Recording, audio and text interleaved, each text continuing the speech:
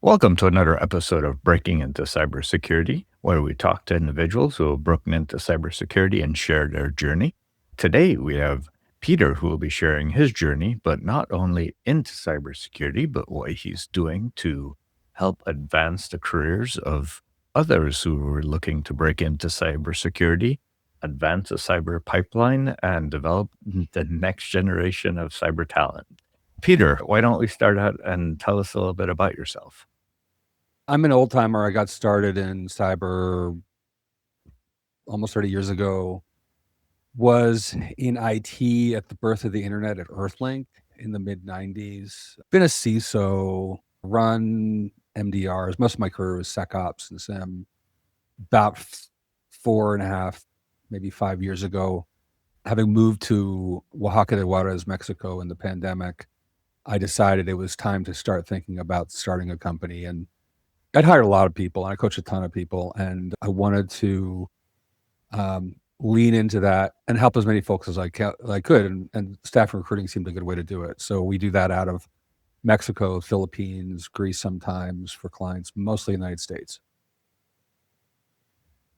Let's start out with your career. I'm guessing in your career, you learned what it took to be in the field, and that helped you to identify what it takes to hire and staff for those positions. As you grew in your career, what were some of the roles that were the most influential in your career? Most of cyber is really IT. Security is actually pretty simple.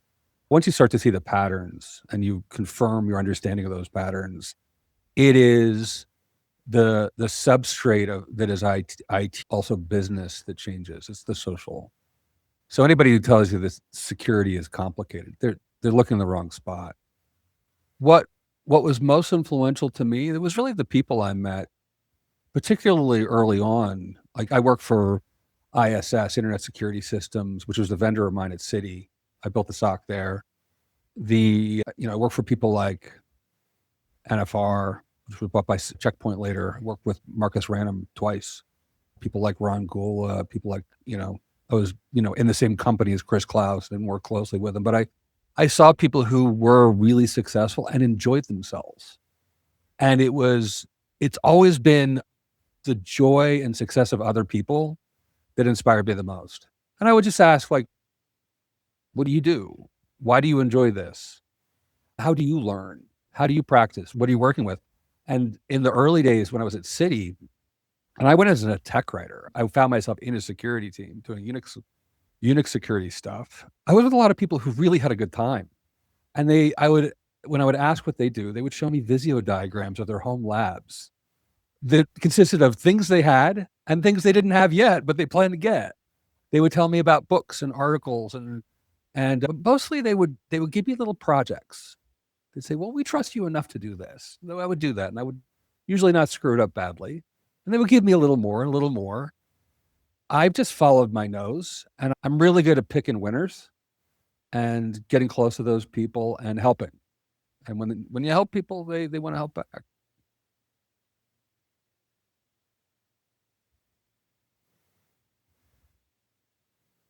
So when the pandemic came and you decided to pick up and move, wh- why Mexico? I had lived in Mexico before New York. When the pandemic hit, I was living in Mhm. Brooklyn. I decided this was right around the period when we figured out that COVID was airborne and that social distancing mattered and outdoor dining was a good idea. And I'd been to Oaxaca before. I'd lived in Mexico City before New York. I liked the art and I liked the politics of the place. It just had a good vibe. So I moved down here intending to stay. It wasn't going to be temporary. And then I met my wife about 2 weeks into that, maybe a week. She and I married a year later, and she became my business partner as well. So it's worked out. My Spanish is still lousy. I love Spanish. I'm terrible about learning language acquisition, but I love Mexican people and culture, and I hardly ever visit the States anymore. And when it came to nearshoring and offshoring, what makes Mexico such an ideal location? The best reason to look to Mexico for cyber talent is it's a different market. It's like the best teams are diverse teams. So people usually show up because of labor arbitrage, which is to say cheaper. It's not that much cheaper, especially with the dollar as weak as it is. You can still get deals and the labor is still less expensive. But the real reason is there are talents and attitudes and capabilities in every part of the world that are a little different. Emerging markets in particular, I just happen to live in this one, tend to have people who understand how to read a room better. They understand hierarchy. They understand bureaucracy because there's a lot of anti-fraud that has to get done in places that deal with certain kinds of corruption. And so with that comes skills that Americans don't really have. Like Americans are not good at being deferential to whoever is in charge or figuring out who's really in charge when you're not sure. And that's a real asset. There's a different way of doing customer service here. We do a lot of business in the Philippines and Malaysia. Same thing. People know how to understand who's in charge, what they need, and how to be supportive of them, and not like clothesline them because you got twitchy and your ego got in the way. The other thing is relationships are everything. No surprise. Contracts aren't necessarily enforceable in court. But what is enforceable is the relationship that you have with the people you're doing business with. So you kind of like the contracts become memoranda. Now, in the reality, like that's how it is in the States too. You inspect every detail and haggle over stuff. And then once it's signed, you move forward with whatever the right thing is. Here, there's a stronger understanding of the value of making sure that everybody gets what they need and that you never betray anybody's confidence. Because if you do that, you will never work in your town again.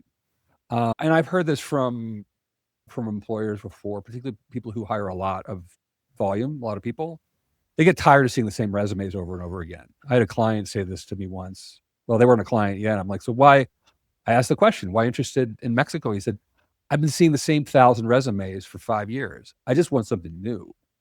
And so it becomes a way to inject some life into a stagnant operation. So that's Mexico. I should mention the Philippines. We do that for night shifts. India is great. Don't do it if you can't scale it. Like India is fantastic if you have 100 people and you can place a manager there. Philippines works better at smaller scale, and what it allows us to do is not have to staff nights. And I hate night shifts, always have. So between those two, add Greece for GDPR, we're able to cover the planet. And how do you train these remote staffs and get them up to snuff and get them up to client expectations in a consistent manner? There's so many resources available to people that the training that you're going to get on the job is going to be in the realm of like, this is how we do things.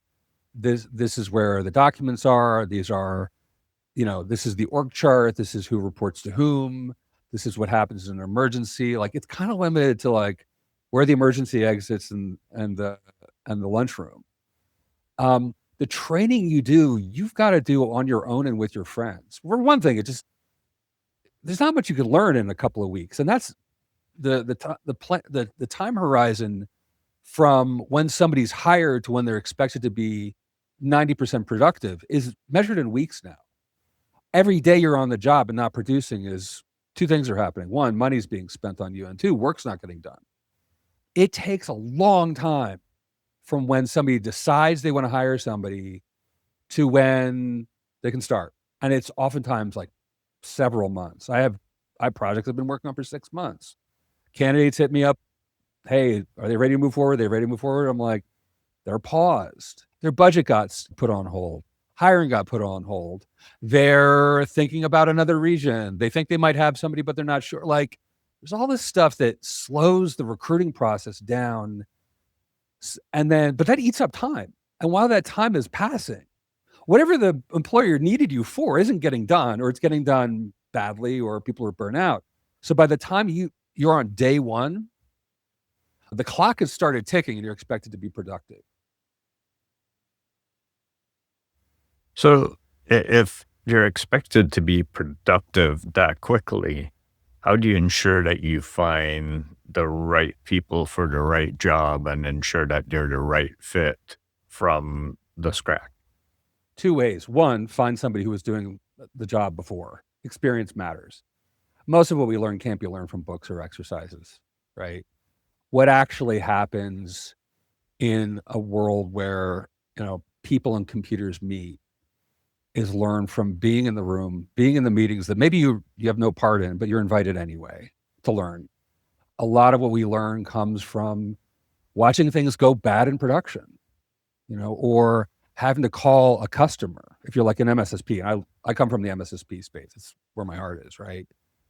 The real learning happens when you're doing the triage and analysis and you're thinking, what if I miss one of these things?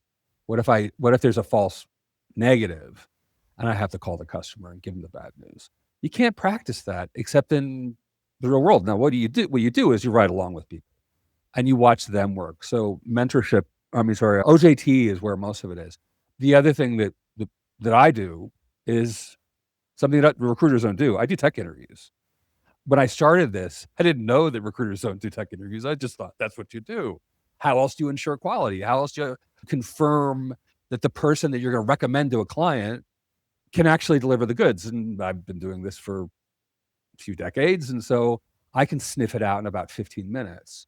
I have a system that I built really to help scale that, to make sure that the conversations that I'm having with people are optimally productive, right? The idea is not to get rid of the conversations. It's to enhance the conversations. The idea is not to filter people out through some daft AI. And by the way, there's actually not that much AI in selection anywhere. It's starting to look like it might get illegal. I needed a way to rigorously assess people and understand what their gaps were, what their strengths and weaknesses were objectively, and in a way that pertained to the job, right? So certifications are fine, right? I have a drawer full of them. I used to take them for fun when they're cheap. Vendor certs can be somewhat useful. I still like those. OSCP is good, right? So that actually points to a job.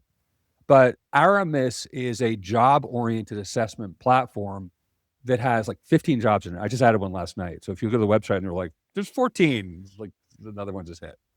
Detection engineer. But instead of Security Plus, which who the hell knows what job that is, or people will hit me up after they get their CSSP. They're like, so what job can I get with this? I'm like, none. It's not a job. A CISSP it's fine. It means the basics. And you hung around for 5 years and you got somebody to say you did, right? So you have one friend with a CISSP that's probably in good standing, right? But what I want to know is, can you do the work that is required, right? So the job description, which is the other problem, we can talk about that if you want. The job description is a spec, or should be a spec. Usually it's a brochure, and usually it's a mess. So what I need to do is find out from my customer, what do they really need? What do you really desperately need?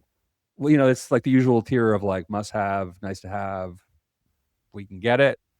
I want to be able to assess against what is typical of the job, what is needed for the particular job, and then be able to pinpoint a candidate capabilities. I don't like to say skills because it's actually skills, tasks, stuff like that. But I want to be able to know, can you actually do this as they need it? Because being able to do 100 things, but they only need 30 means 70 of those is waste. Then we get to personality, and things like timeliness. If you can't show up on time for an interview, or if you show up for the interview looking like you just cleaned your garage, I can't put you in front of a client. I wouldn't hire you, right? So there's a mix of experience, know-how, grounding in theory, and the ability to talk about it, right? And so Aramis is an attempt to create a new labor market for cyber. Eventually, if we can do this for cyber, we'll extend it to other job markets. But it starts with, there's some tech, which I vibe coded hard. It starts with the technology platform, which I needed to automate what I was doing. So let's kind of take that back to the basics, because you mentioned earlier there's the JD, or the job description, which is a brochure and it's a mess. Mhm. And if it's anything like job descriptions that I've seen, it's a mess that usually takes 2 to 5 people to complete. How do you get your employers to really narrow down, like, which is the one thing that you need the one person to do? Or do you really need 2 to 3 people to do it? Mhm. Or one person that can operate at 3x the scale of your average person? When up until about a year ago, I would just like post stuff and see what happened and suffer with it. And I should mention, I'm a fake recruiter. Like I came to this because I thought it'd be easy, and it's not. It's actually really hard. And one of the things that a good recruiter will do is help define the job description and make it more precise. And the problem that you see with recruiters is most of them don't come from cyber. I'm real cyber. I kind of broke out of cyber. Like other people want to break in, I want to break out. So I understand the perspective, and I've written a lot of job descriptions. So I rewrite the job description. There are actually kind of three parties involved here. There's the supply, that's you if you're a job seeker. There's the demand, that's the employer, and then there are brokers. Those are market makers. They're called recruiters or agency recruiters. So you, the person you want to get a job with, and the person in the middle who's trying to make it happen sometimes, and who's really these days the best recruiters are more like consultants. The first couple of pieces of business that we did with Aramis were what in the HR world are called human capital assessments.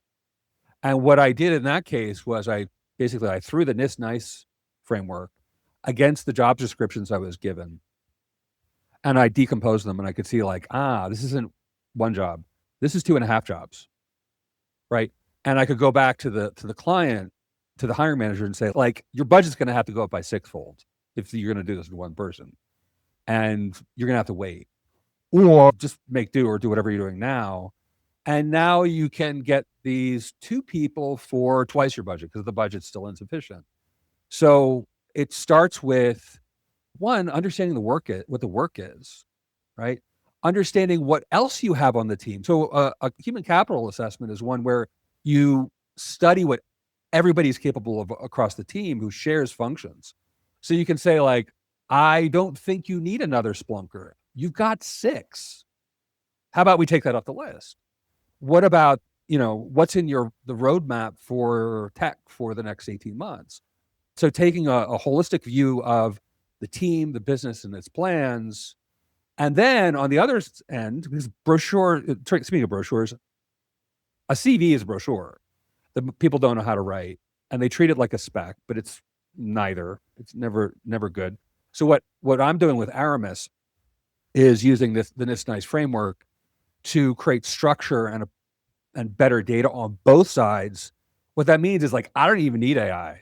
I just have like field mapping, and I can then visualize that and say like, here's like a radar map. This is what gets covered with this candidate versus your requirements and versus what's typical for this sort of role. Shall we proceed with an offer? Or do you want to do the social interviews? Usually it's no more than 3. Like I don't do 7 interview clients. They don't need it, right? I also give them the interview recording. So yeah, that's what we do for a living. I'm not concise. I apologize. Like it's just I've never been concise. I guess your go-to-market strategy for Armis and creating this new marketplace for cyber, what's your go-to-market? Nearshore Cyber has a community on the Circle platform with a couple of thousand people all over the world, mostly in the States and Mexico. But we've approached those folks. We're at the tail end of a beta, so we are recording this on February the 25th, 2026. And at the end of the week, the beta period ends, and there'll be a discount, but I'm not going to give it away until tomorrow. Startup doctrine says just ship, release something. And so I did that about, I don't know, for a few months ago. It broke a lot. It was ugly, but we did it, and we got feedback, and we've been able to respond. Like I can turn a feature request around in like an hour, really fast. And so by engaging our community on Circle, we also have a Discord, right? I'm able to kind of iterate fast and show people that we're responsive and run experiments and demonstrate like what we're trying to do here. And what we're trying to do is not just build a SaaS product. What we're trying to do is replace the current fatally flawed cyber job market, which is part of the larger IT labor market and part of the larger global market overall.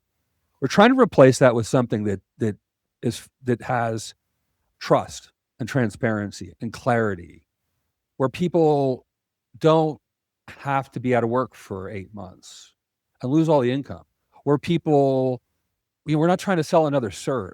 Like the assessment in Aramis is rigorous. It's like 300 questions, CISSP caliber, tough questions. Take about 2 to 4 hours, but you don't study for it because it's not pass fail, right? It's a report and it shows you your gaps.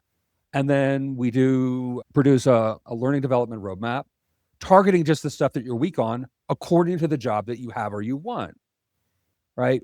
People spend years in like WGU programs or whatever. And like, sorry if you did that, but you didn't need to spend 3 years. Probably. You probably could have gotten what you needed in 4 months if you knew what to study for. And if you had somebody to say like, these are your gaps, this is how you get there. And you could probably do it with free resources. That's what we recommend anyway. They're usually better. Nice. That's the first time I've used it. I've been waiting, and you gave me the opportunity. So thank you for. Is that the feature bug request alarm going in the background? That is actually, yeah. Sorry, I found this thing. It's like PagerDuty, but it costs $5 a year, and it says my Anthropic token rate is spiking because I'm doing stuff. Well, that raises an interesting question and kind of a divergence away from what we've been talking about. But in a world of AI where everything is going to be used by AI and tokens become part of the future, how do you both encourage employers and encourage candidates to use AI as part of their role? Build stuff and share it with your friends. And then ask your friends, would you pay for this? And if they say yes, you say, how much? And then you sell it to them. And if they'll buy it, then start marketing it, right? The more you understand about business, the better off you are at everything. And the more, like, there are things that I learned about security over the past 4 months that I just pretended I knew. Like, I'm going to be honest. Like, I thought I knew about web application security. I really didn't until I owned one on the internet and had to secure it, right? There are a lot of us who spend our careers trying to protect other people's stuff. Like, this is why the SOC job is like SOC analyst, worst job in the world, because no one will let you touch anything. You never get root on anything. You hardly get to talk to even have conversations with people who actually run stuff. And in a big organization, no one person really understands the whole thing, which is why you have all the meetings. It's hard enough. Like me, my code base, I only have like a high level understanding of how it works most of the time because it's so complex. And that's just how software is. Add hardware or add like web services, add, all this other stuff. I'm really only running like 2, arguably 3 applications as part of Aramis. An enterprise that has like thousands, no one understands how it works. And if you are, usually the security people are kept at bay and told, give us your checklist and buzz off. And so you really don't get to learn much. This is why I would never recommend anybody who is like straight out of college or whatever going straight into security. You've got to start someplace else so that you understand the context of another part of business in the world. That's what I did. I got started in customer service call centers in the late 80s, the 90s. I didn't have my first IT job until 95 at Earthlink, and I was teaching people how to install Trumpet WinSock. It wasn't until 98-ish that I was exposed to security. I was successful because I understood how IT worked and business worked and how to comport myself in a meeting, how to build relationships and to be trusted, how to be reliable, how to fill out a timesheet, right? Nobody teaches this stuff in any college. It's not in any book, really. You just have to kind of like be curious and be the kind of person that people want to share with and help. Peter, thank you so much for coming on and sharing your story. Be sure to share the links so we can share the links for others who are interested in your project and being part of the new talent platform. And thank you very much for coming on. Thanks so much, Chris. Thank you.